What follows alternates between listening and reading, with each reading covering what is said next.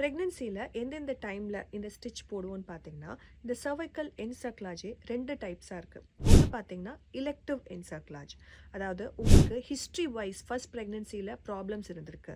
For example first ப்ரெக்னென்சியில் 12 to 24 வீக்ஸில் miscarriage ஆயிருக்கு. இல்லை உங்கள் யூட்ரஸ் ஷேப் அப்நார்மலாக இருக்கிறதுனால ப்ரெக்னென்சியில் மிஸ்கேரேஜ் ஆயிருக்கு. இல்லை கர்ப்பப்பை வாய்ப்புறத்தில் முன்னாடியே ஏதாவது மேஜர் சர்ஜரிஸ் பண்ணியிருக்காங்க.